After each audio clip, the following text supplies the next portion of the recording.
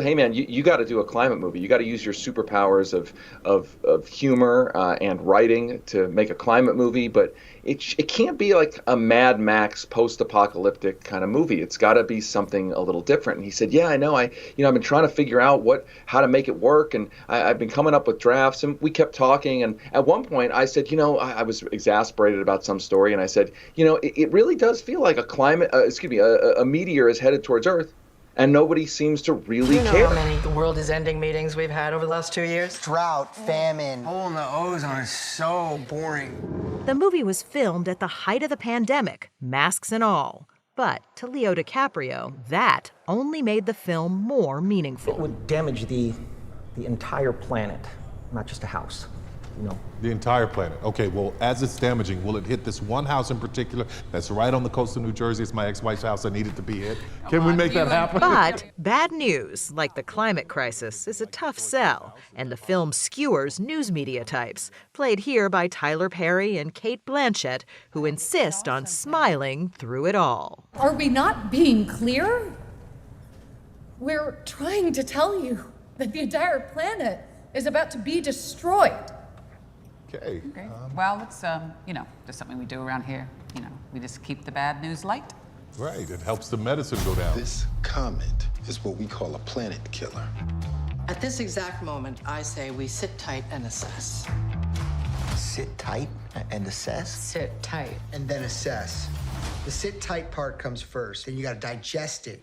That's the assessment period. So this movie came from my burgeoning terror about the climate crisis and the fact that we live in a society that tends to place it as the fourth or fifth news story, or in some cases even deny that it's happening, and how horrifying that is, but at the same time preposterously funny. And actually, if I had to identify a weak link, it would be Leonardo DiCaprio, not necessarily because he's not good in this. He's absolutely fine, but it's just his character.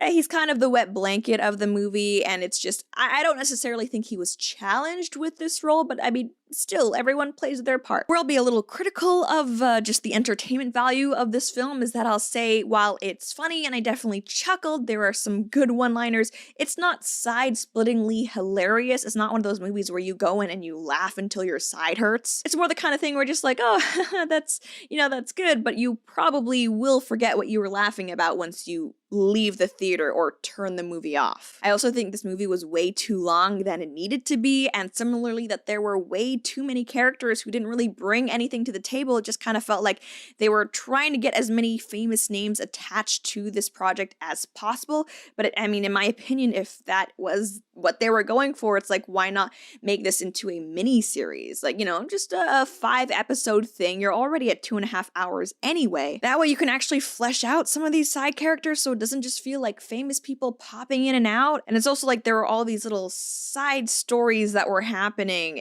They should have either cut them out or fleshed them out more. The way that they left things at, it felt just like things kind of dragged on. So this film's screenplay was written by Adam McKay, but the story was written by a journalist, David Sirota, okay? An award-winning journalist, by the way. And I really want you to see where this writer is coming from when we think about him co-producing this film. This actually comes from his website, davidsirota.com. Under his biography, listen to this.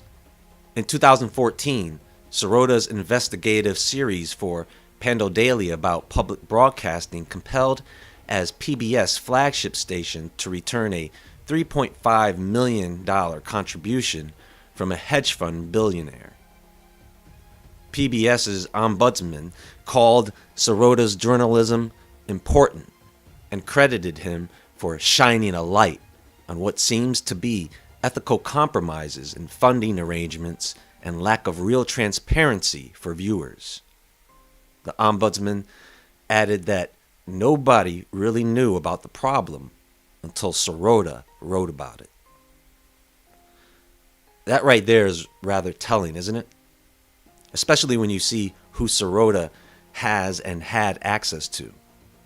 Maybe being privy to information that he wanted to work into his fictional writing.